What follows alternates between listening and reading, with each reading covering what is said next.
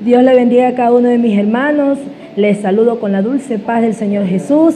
Quien tenga paz en su corazón, diga amén. Amén. Diga Cristo vive, y si Cristo vive, regálale esas poderosas palmas al Rey de Reyes y Señor de Señores.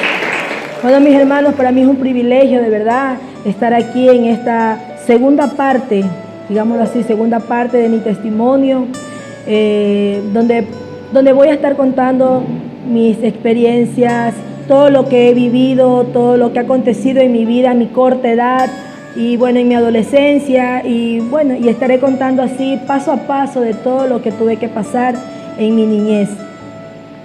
Bueno, en la primera parte yo me quedé, mis hermanos, cuando empecé a los 14 años ya a trabajar, que trabajé en una fotocopiadora, fue mi primer trabajo.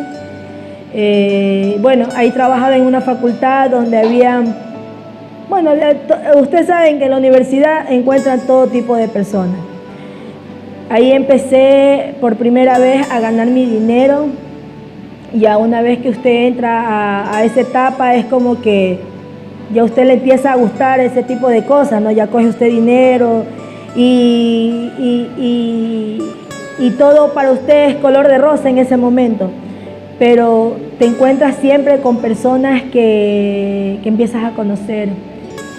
Ahí empezó a despertarse muchas cosas en mí. Yo aún estudiaba y llegaban momentos en mi colegio que yo estuve en el colegio y me reunía con mis compañeras de colegio y bueno, habían compañeras que ya habían estado ya con sus novios, pero a mí nunca me habían hablado de lo que era una prueba de amor y esas cosas, porque mi abuela siempre fue bien estricta en esas cosas. Si uno preguntaba, todo era pecado, si uno decía, todo eso era malo, entonces no había nada donde yo podía preguntar o cerciorarme de qué era eso. Hubo un tiempo en el colegio donde un muchacho de 5º año, yo estaba en primer año de colegio, y aquel muchacho me pidió una prueba de amor y yo no sabía qué era eso. O sea, tenía una inocencia, digámoslo así, en toda la maldad que tenía, había una inocencia aún en mí, porque nadie me había hablado nunca de eso, y yo le pregunté a una amiga. Entonces, ustedes saben que las amigas, que es las palabras que le pueden contestar a usted, me contestó algo grotesco que es muy difícil de decirlo, ¿no?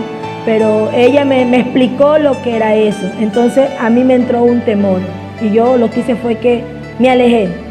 Bajo mis locuras y todo lo que yo era, yo decía que eso para mí todavía eso era malo. A medida que yo fui trabajando, empecé a conocer personas, empecé a salir, fui a mi primer fiesta escondida, empecé a tomar, empecé a conocer personas.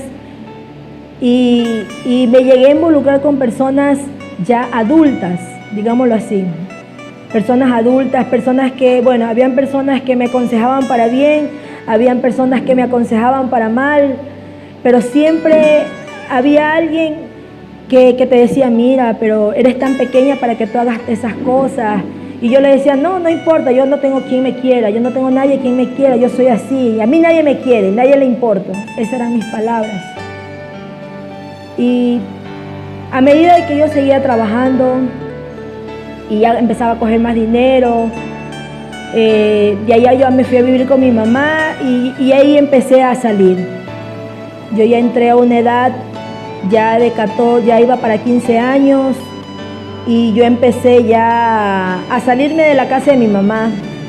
Empezaba a salir a los bailes, a las fiestas, salía con mis tías. Claro, con la supervisión de ellas, pero igual empezábamos a salir y empecé ya a empezar a tomar trago.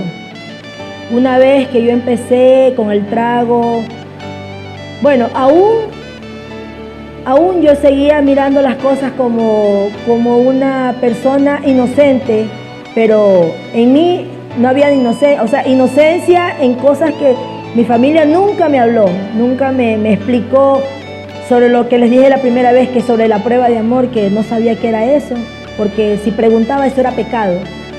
Pero muchas veces nos toca preguntarle a personas quizás no adecuadas, las que te van a decir no, hay unas que te van a dar un mensaje, no, hazlo, si eso no pasa nada, no, si eso es normal, pero yo lo veía como algo que no era así, porque a nosotros nos criaron de una manera diferente, pero en mí igual había esa curiosidad de querer conocer y experimentar también lo que me decían mis compañeras, pues decían que eso era bueno, y tantas cosas, ¿no? Y siempre estuve con eso ahí, que me retumbaba y me retumbaba. Yo seguía igual trabajando. Cada vez que yo salía de mi trabajo, llegaba donde mi papá a su trabajo, y cada vez que llegaba ahí era una desilusión para mí, porque yo siempre andaba con la misma ropa porque no tenía. Por eso mismo yo me metí a trabajar. Entonces un día yo llego a visitar a mi papá y mi papá me dice, ¿y esa ropa qué cara? ¿Que no tienes más ropa? Y yo me lo quedo mirando, mi hermano, y yo le digo, es la única que tengo, pues si tú a mí nunca me has dado nada. ¿De dónde quieres que yo? Esas eran mis palabras. Entonces mi papá tenía una actitud de que si tú le respondías de esa manera, todo era el bofetón.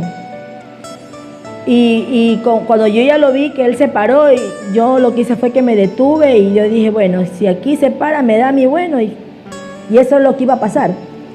A él le tenía como un respeto porque sabía que ese sí me chancleteaba, pues, y ese sí me daba duro. Pero aún así no me importaba, mi hermano. Y siempre que llegaba ahí, yo solo era la única hija que tenía de su primer compromiso. Mis 3 hermanas nunca existieron. Para él no existían. Y cada vez que yo llegaba a ese lugar a buscar a mi papá, él decía, no, es mi hija, sí, mi hija la mayor. No, ella no tiene. Yo no podía decir la edad que tenía, porque al decir mi edad, reflejaba la edad de él. Cosa que toda la vida él ha ocultado su edad. Porque para él le da vergüenza saber que ya va para viejo y que todos vamos para esa edad. Pero para él no, él sigue en la flor de su juventud. Cada vez que yo llegaba ya a su academia, yo era su única hija. Yo no tenía, y me decían, no hables de ellas. Nadie tiene por qué enterarse que yo tengo más hijos. Y eso es algo que pasó. Y todo eso, mis hermanos, todo eso cada día me alimentaba más y más. Y eso iba creciendo y creciendo cada día más. Y era más el desprecio hacia mi papá. En aquel tiempo, la esposa con la que todavía estaba casado él, ella llegó a la academia, yo ya me había salido de su casa, yo vivía ya con mi mamá, y ella llegó a la academia y justamente un día anterior yo había llegado ahí a sí mismo y encontré a mi papá con otra persona.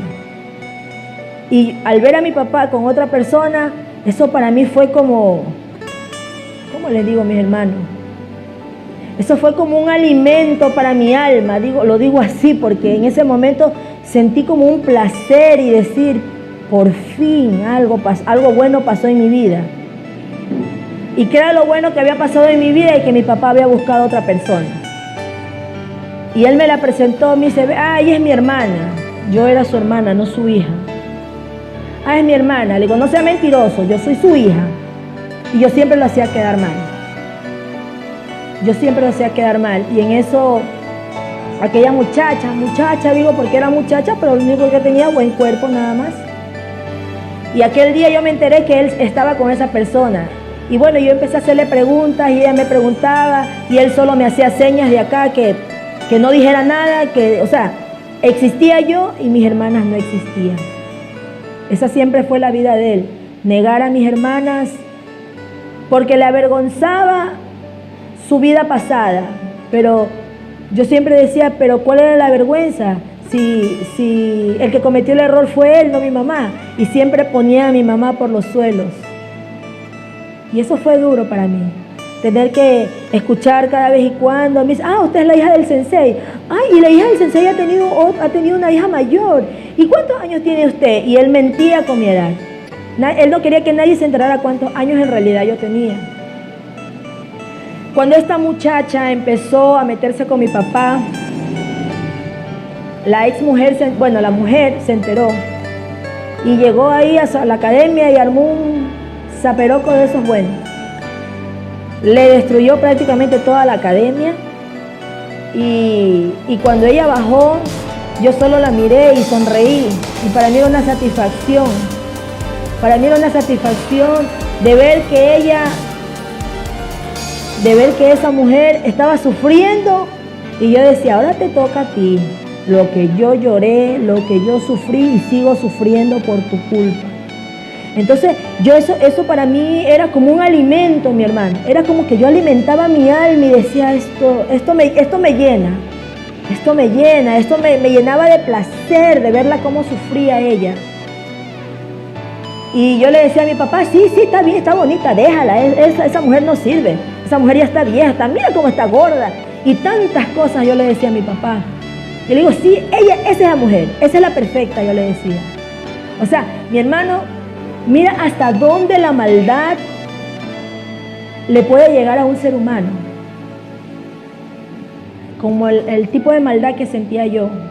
Ese desprecio, esa satisfacción que me daba a mí de que esa mujer esté sufriendo. Pasó aquel tiempo, igual yo seguía trabajando. Y bueno, y empecé a frecuentar fiestas, pero aún ahí yo todavía no experimentaba el estar con una persona, o sea, tener un cuerpo a cuerpo, digámoslo así, no, solo era así, de besos y nada más, porque en mí siempre había como un pequeño temor, aún en medio de toda mi maldad, pues no. Había algo que no me dejaba y eso me hacía como, me daba miedo, no sé. Me daba miedo eso. Y yo tuve un enamorado aquí, donde yo vivía y bueno, yo salía con él y todo, y ese sí me lo aceptaba mi familia. Y ya después conocí a otro que me gustó y me impactó. Entonces, cuando esa persona me impactó, yo lo dejé a aquel y ahí empezó mis problemas otra vez. Empezaron más problemas con mi familia, porque mi familia querían a esa persona y no querían a la persona que hoy en día es mi esposo. En aquel tiempo, cuando yo lo conocí a la edad de 14 años a él. Y bueno, y él era así como tímido, pero también era malcriado, era zángano, era patán, y todo eso lo hacía ver feo. Pero había algo en él que me atraía de él, no sé, había algo ahí, algo que me atrajo. Bueno, yo seguía estudiando, trabajaba y estudiaba. Y él a veces me iba a ver al colegio, así, de vez en cuando, no, porque no era siempre, no podía. Y mi papá siempre le molestó eso, porque él quería verme a mí casada quizás de pronto con alguien de conveniencia y tantas cosas. Pero yo no había nada que a mí, yo lo único que quería en ese momento, de toda mi niñez que viví, yo lo único que quería era sentirme querida por alguien. Y fue la primera vez que yo a él lo mandé a buscar con su hermano, me acuerdo tanto. Y le dije, sácalo a tu hermano, que lo quiero conocer, le dije. Yo era la lanzada en ese rato. Yo me lancé, decía, yo la lancé. y yo lo mandé a buscar, él salió. Y bueno, y esa noche fue en una fiesta así mismo, bailamos y todo eso. Y él me dio un beso y ese beso me marcó toda la vida. Ese fue el beso que me marcó. A esa edad. Y de ahí para allá, mis hermanos, empecé a salir con él. Nos veíamos a escondidas, porque esa relación nadie la quería. Porque ya le digo, él era una persona boca sucia. Ay, de verdad que si ustedes lo hubieran conocido en ese tiempo, cualquiera hubiera dicho, no, eso no es para ella. Entonces, pero sin imaginarme lo que más adelante, en un futuro, iba a pasar, pues, ¿no? Pero sin embargo, él era la persona que llegó en un momento donde pensé que yo no tenía esperanza, donde pensé que no había cariño, donde pensé que no había amor. Él fue la persona que me brindó ese amor y fue llenando mi corazón así, como decimos los jóvenes, de pajaritos en el estómago. Cada vez que yo lo veía, yo miraba los ojos. Y cada vez que yo lo veía era una emoción y eso fue cambiando en mí, un sentimiento. Había dejado ya a un lado el rencor, pero sin embargo cuando acontecía algo con mi familia, volvía otra vez la rabia, la ira, el rencor. Yo no sabía la forma de muchas veces de querer desaparecer a mis tías porque me hacían la vida imposible. Me hacían la vida imposible con él, no querían verme con él. Hasta que un día, fue para un diciembre, para una Navidad. Yo me acuerdo tanto que yo me fui de la casa.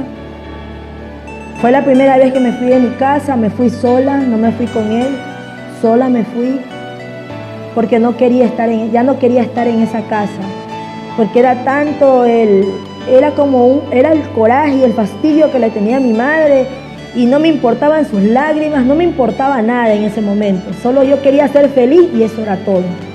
Y yo me fui 24, 25 y aparecí un 26.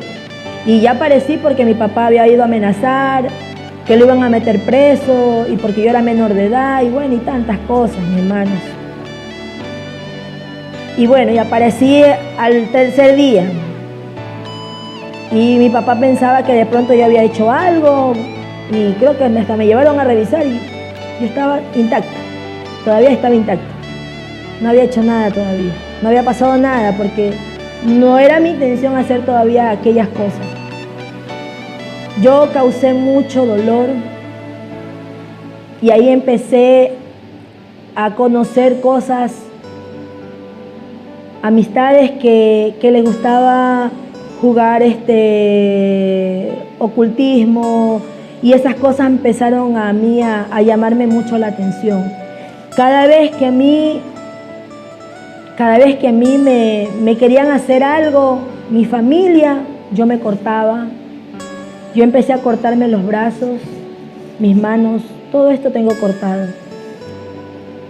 Todas estas partes de aquí, tengo cortes. Cada vez que yo me sentí impotente, me cortaba. O cada vez que yo quería hacer un conjuro, me cortaba. Y yo decía, esta persona hoy, de que la tiene que molestar, el diablo la tiene que molestar. Y empecé a buscar eso oculto. Pasaba horas frente al espejo, ponía un punto rojo en medio del espejo y me concentraba ahí. Y yo miraba el espejo y era como que me trasladaba a otro lugar. Y así empecé. Y cada vez que a mí me hacían algo, yo no decía nada, sino que simplemente yo hacía un círculo en medio del cuarto donde yo estaba, con una estrella de 5 puntas creo que era.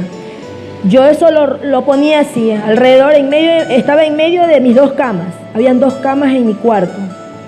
Yo alzaba las camas y en medio hacía eso. Y cada vez que una de ellas me hacía algo, yo solo escribía los nombres de ellas ahí. Y yo me cortaba. Y decía, con esta sangre hago mi pacto.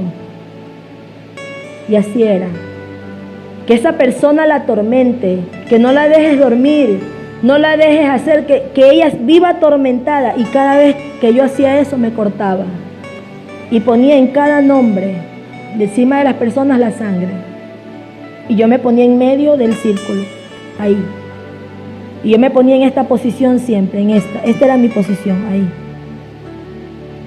Cada vez que yo hacía eso, algo acontecía en esa casa.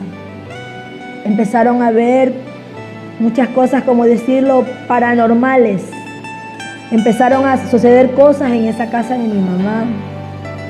Yo empecé a conjugar muchas cosas ya más fuertes y eso ya empezó a gustarme. Yo tenía a mi enamorado que es el que es mi esposo, que en ese tiempo era mi enamorado. Entonces yo empecé ya a frecuentar estas cosas. Hubo un tiempo que algo pasó con él y un familiar de mi esposo quería que yo me separara de él. Mejor dicho, me separó de él por medio de eso. Y yo empecé a buscar brujos. Y ahí empecé. Uno. Iba para otro lado, iba para otro lado, iba para otro. Y me decía, tienes que hacer esto, tienes que gastar esto. Pero yo no tenía dinero. Entonces yo empezaba a coger cosas en mi casa para vender y poder yo supuestamente limpiar para que él regrese y todas esas cosas. Cuando yo conocí a aquel brujo, que no puedo decir el nombre de él, por cualquier cosa, ¿no? Este hombre me dijo, yo le dije a él, deme algo para sacarme a esa persona de mi vida, porque ya él no quiere nada conmigo. Entonces cuando este hombre, este brujo, me dijo, yo no voy a hacer eso, porque cuando hay amor hacia una persona, yo no puedo romper eso. Y aquella persona que te está haciendo ese daño, dijo, sí, me dijo así, es una colega mía la que le hizo. Y a él le dieron en un moro de lenteja con carne frita. Así me lo dijo, porque así son los brujos, pues, ¿no? Y me lo dijo de esa manera. Yo le digo, no, deme algo, que yo quiero algo para arrancármelo del corazón. Y eso era más, mis hermanos, era más odio. Yo la quería matar. Me acuerdo tanto que en una discusión que hubo ahí con mi familia, mi mamá, y estaba él ahí, y él dijo, yo no quiero nada contigo, no quiero saber nada de ti, decía él. Y el familiar me decía, así tú pongas 10 brujos, a los 10 le pongo la contra, me lo dijo así. Y yo solo la miré con odio. Y cada vez que a mí me pasaba eso, era con más fuerza. Yo me encerraba en medio de la oscuridad y empezaba a invocar. Y yo ya invocaba directamente a Satanás. Yo decía, dime qué hago, qué doy, qué. Yo estuve en un punto, mis hermanos, de entregar mi alma al mismo Satanás, en mi desesperación, solo para vengarme, porque yo lo que quería era vengarme de todos los que me habían hecho daño. Yo quería desaparecerlo, hacer así como las brujas, así. Eso es lo que yo quería. Cuando yo estuve a punto de entregar mi alma, mis hermanos, no sé qué pasó, pero algo ocurrió que no dejó que eso avanzara. No dejó, o Dios mismo, desde ya Él tenía un propósito quizás conmigo que no lo permitió. Algo pasó ahí y no llegué a hacer ese conjuro, el cual era directamente, porque era una tía que me dijo, si tú lo haces directo es más fácil, porque es un compromiso el que vas a hacer tú te comprometes y cumples. Tú le pides, tú entregas y Él te cumple. Y eso yo iba a hacer. Y todo lo que quería hacer era desaparecer a todas esas personas, hasta Él mismo, porque Él me había dejado. Y eso fue creciendo más, y ese odio siguió creciendo, hasta cuando algo pasó y aquella brujería se deshizo. Él otra vez empezó a regresar, empezó a frecuentarme, empezó a buscarme, y él decía que no sabía qué era lo que le pasaba, pero lo que él no sabía era lo que yo estaba haciendo.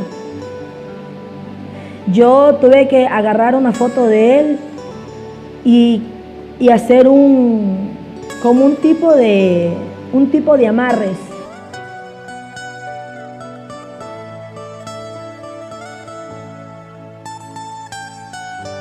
Y el familiar sabía lo que yo estaba haciendo, porque ella fue clara cuando me dijo, así tú busques 10 brujas, a los 10 les pongo la contra. Y yo solo me le sonreí. Y yo decía, vamos a ver quién puede más, si puedes tú o puedo yo. Y ahí empecé yo a traerlo Cuando un día la mamá no estuvo en su casa, él me dejó entrar a su casa y yo agarré un interior de él y me lo llevé. Y en ese interior yo hice una ligadura. Yo lo ligué a mí, a que él no estuviera con ninguna otra mujer que no sea conmigo. Cuando yo hice aquello,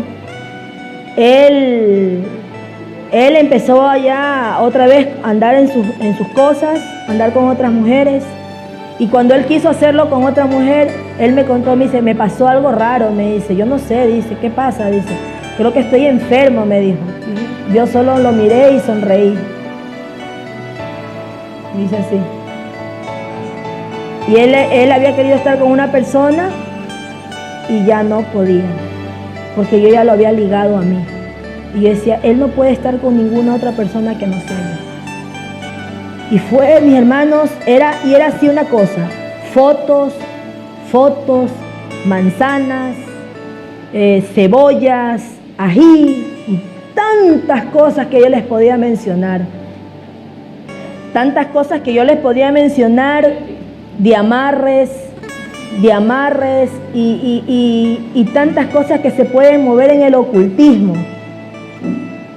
Tantas cosas tantas mujeres que llegaban a aquellos lugares, mis hermanos, a que sus esposos no se les vaya y que ayúdenme, que por favor. Y en la desesperación muchas mujeres llegaban y hacían aquello. Yo tenía velas, velones negros, así. Muñecos en velas, cuando yo quería hacer eso. Y esa persona regresó a mí. Yo lo traje con esa brujería a él.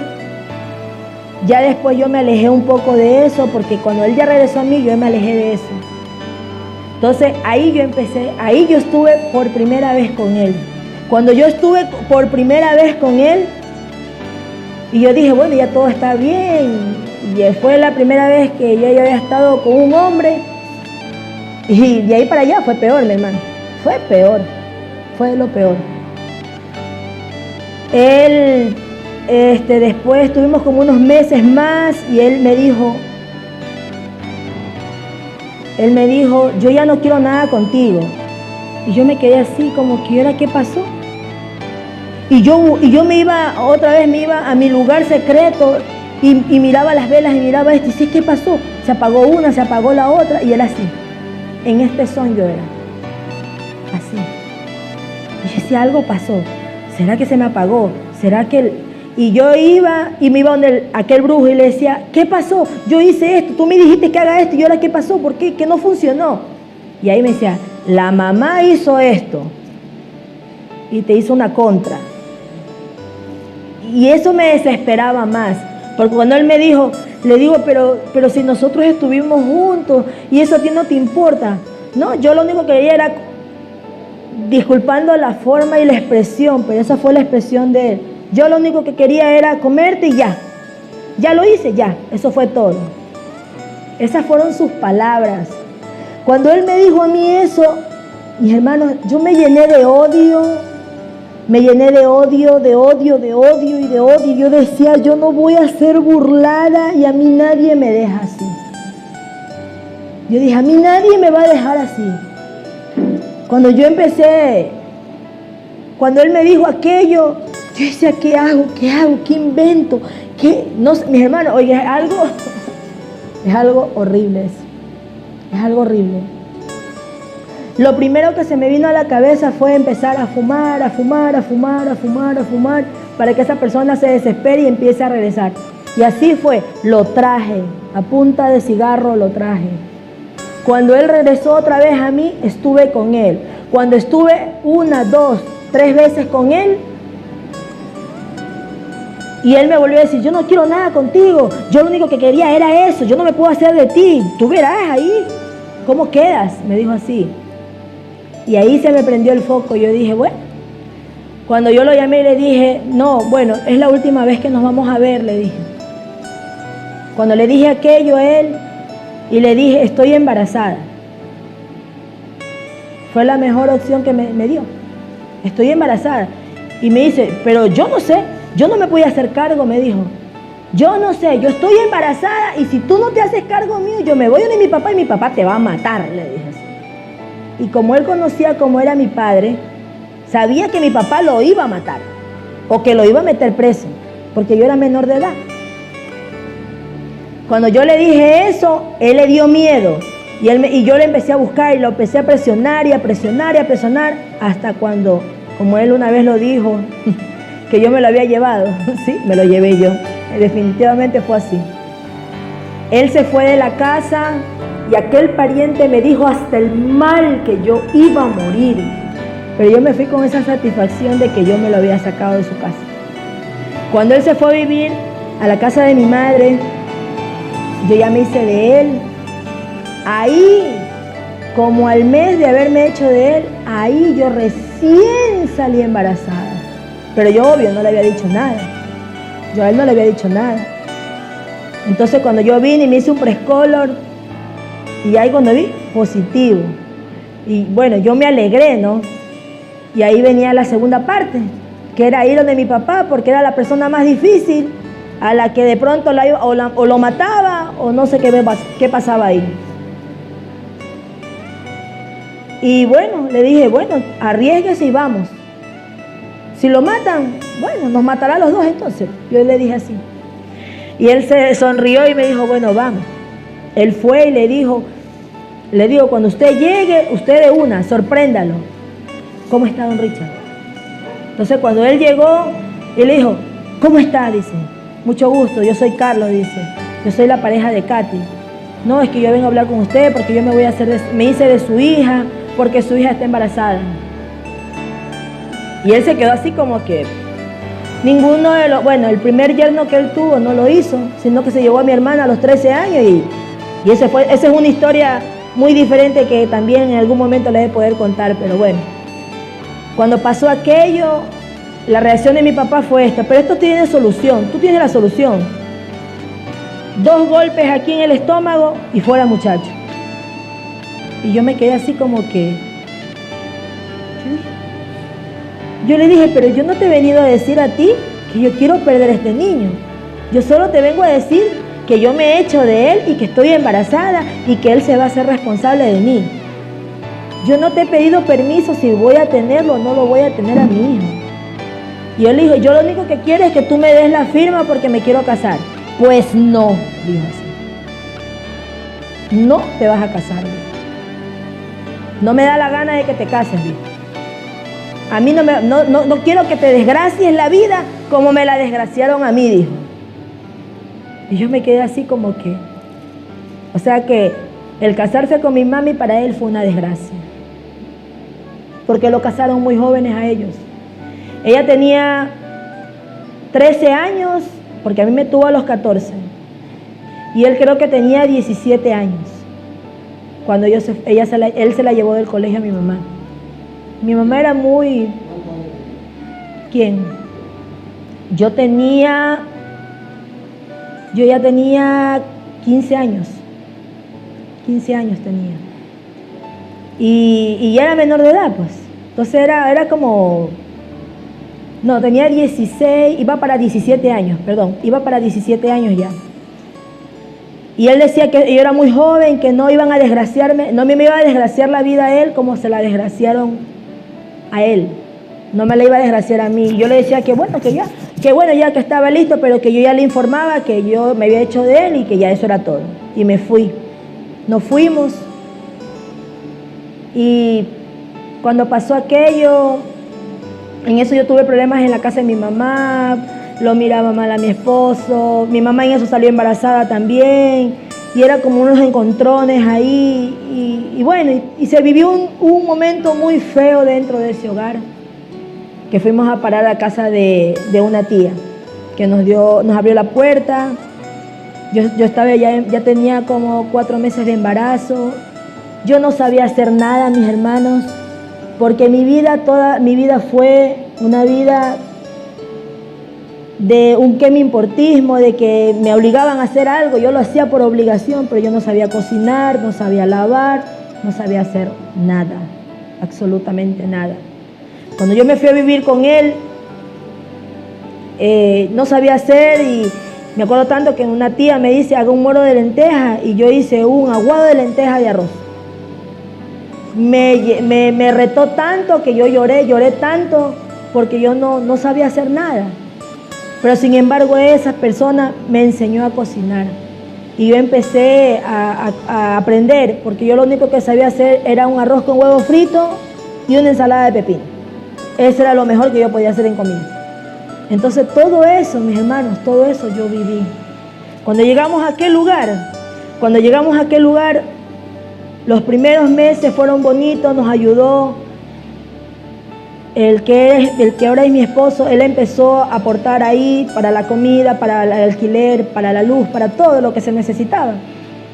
Y empezó un día ella y decía, no sé la hora de que esta gente se largue de aquí, ya me estorba esta cama, y esto, y el otro, y eran una tras otra, y yo viví un embarazo muy amargo.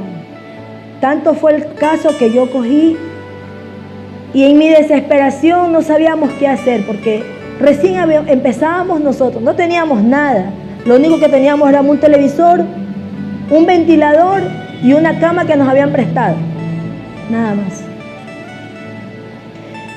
Entonces, ¿qué pasó, mis hermanos? Que en eso mi abuela me dice, vente para acá, dice, hay un altillo, dice, métete ahí, dice, para que no estés aguantando, dice. Bueno, yo dije, fue un respiro para mí, yo dije, bueno, me voy para allá, ya mi embarazo va a estar mejor. Me fui para allá.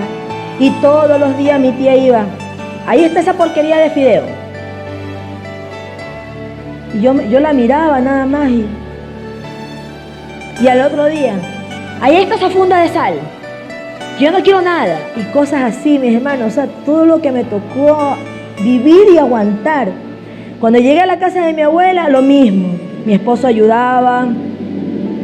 El aporte para esa casa no era mucho porque él no ganaba mucho.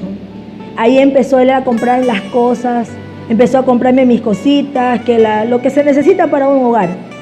Gracias a Dios él pudo comprar todo lo que necesitábamos. Y llegó un varón de Dios que no lo conozco, se llama David, un pastor se llamaba David.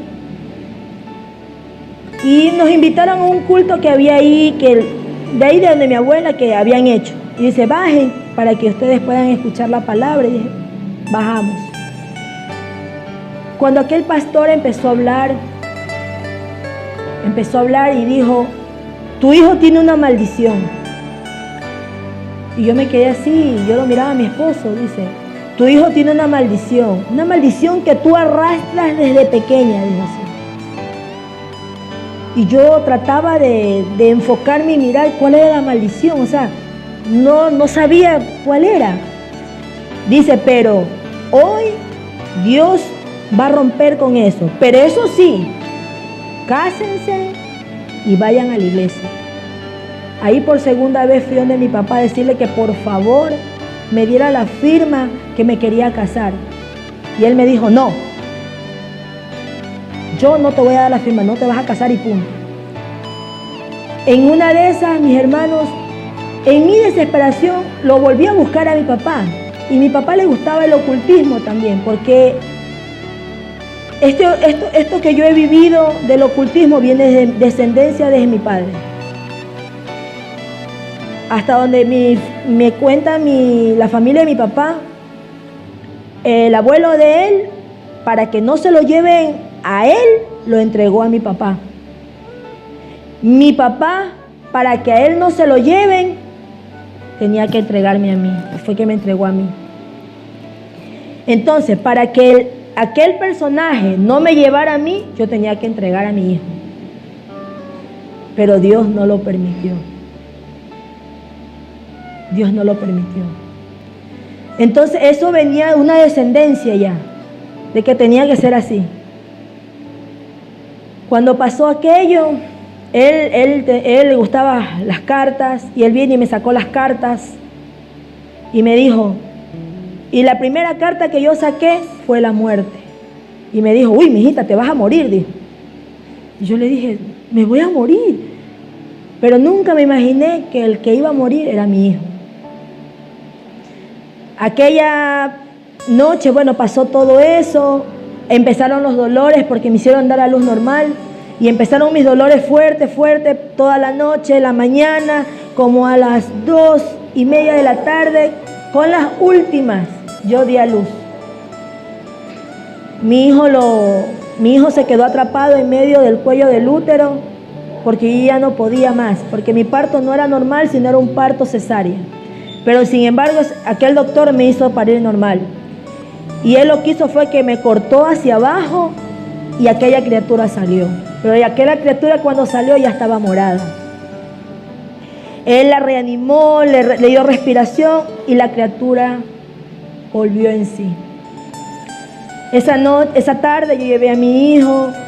Ese día mi hijo estuvo esa tarde, al siguiente día, como decir, supongamos, fue un lunes en la tarde, lo tuve martes, todo el día, la noche, y ya miércoles él cayó mal. Empezó a llorar y a llorar y a llorar, y era un llanto que no paraba y no sabíamos qué era lo que ese niño tenía. Lo llevé al hospital del niño, lo metieron en una incubadora y lo único que hicieron fue que vaya a ver sangre. Yo primera vez, era primeriza, no sabía lo que era andar en un hospital, no sabía nada, porque yo nunca tuve una orientación de nadie. O sea, para mí todo era nuevo, todo era nuevo. Cuando pasó aquello, aquella enfermera salió y dijo, vayan a buscar 2 pintas de sangre que hay que ponerle a su hijo. Mi esposo salió, fue a buscar y yo me quedé ahí y yo estaba en una silla así y yo lloraba y decía, yo no quiero que mi hijo se muera, Cuando se acercó una mujer morena y me puso su mano aquí y me dijo, acepta la voluntad de Dios, porque todo lo que pasa es un propósito. Y tranquila que todo va a estar bien. Y yo solo la miré así, la miré fijamente y miré mi cara y como que no la quería ni ver tampoco. Y cuando yo volví a mirar, ya esa persona no estaba. Y yo la buscaba, me paré y la buscaba esa mujer que me tocó el hombro y me dijo aquello. Cuando yo sale la enfermera y me dice, a su hijo le dio un paro respiratorio. Cuando ella me dijo, a su hijo le dio un paro respiratorio, yo sentí clarito en mi corazón que me hizo un boom. Y yo dije, mi hijo se murió. Y mis hermanos, eso fue algo muy, muy fuerte. Pero luego estaré contando en una tercera parte lo que aconteció esa noche con aquella criatura. Van a poder enterarse paso a paso de todo lo que tuve que vivir, todo lo que tuvo que acontecer en mi vida, y será en una tercera parte donde estaré compartiendo toda mi historia, toda mi vida y todo lo que tuve que atravesar en aquel tiempo. De mi parte, que Dios los bendiga y los estaré esperando en una tercera parte. Dios los bendiga a cada uno de ustedes.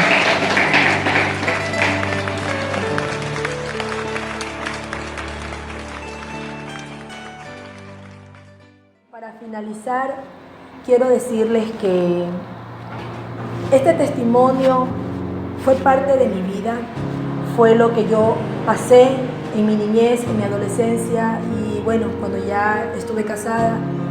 Esto es para levantar matrimonios, levantar familias de pronto destruidas y ante todo es para ayudar a otras familias, a otras personas, a otros hijos que no contestan lo que yo viví. No lo hago con el ánimo de lastimar a nadie, no, esto fue lo que yo pasé, lo que yo viví. Un testimonio es para ayudar, para poder levantar familias, levantar matrimonios, levantar familias destruidas como la que yo tuve. Pero sí quisiera pedirle disculpas a familiares de mi esposo, que quizás yo los ofendí, me porté en algún momento mal, pero ahora que mi vida cambió, que soy una nueva criatura en Cristo Jesús, puedo decirlo con libertad. Lo que Dios hizo en mi vida, el cambio, la transformación, que solo Dios puede hacerlo. Quiero pedirle perdón también a mi papá, porque quizás también fue parte del dolor que quizás Él causó en mi vida. Pero yo quiero decirle en esta hora a Él lo mucho que lo amo y que yo ya perdoné todas aquellas cosas. Mi vida es nueva, soy una nueva criatura en Cristo. También quiero pedirle perdón a mis tías y pedirle perdón a mi madrastra, porque parte de mi testimonio, yo tenía un gran resentimiento hacia ella, un odio inmenso hacia ella. Pero cuando yo ya vine a los pies de Cristo, todo cambió, todo fue transformado. Soy una nueva criatura y puedo hablarlo con la libertad que Dios me ha dado. De que cuando Dios llega a tu vida es para dar un cambio totalmente. Y fue lo que Él hizo en mi vida. Y hoy me siento tranquila y agradecida con el Señor. Y de esta manera le pido perdón también a toda mi familia, que en algún momento sí hice mucho daño, me porté muy mal, pero fue por toda la vida que yo llevé. Hoy me siento agradecida y les pido perdón. Perdónenme si los ofendí, perdónenme si de pronto quizás ustedes lo vayan a ver de una mala manera, pero no, esto es un testimonio de lo que pasó en mi vida. Por eso en esta hora, mi amado hermano o amigo que tú me estás viendo a través de la pantalla, mientras hay vida, hay esperanza. Eso llévatelo siempre. Mientras estemos vivos tenemos la esperanza de cambiar. Así como Dios lo hizo en mi vida, también lo puede hacer en tu vida. Que Dios te bendiga grandemente.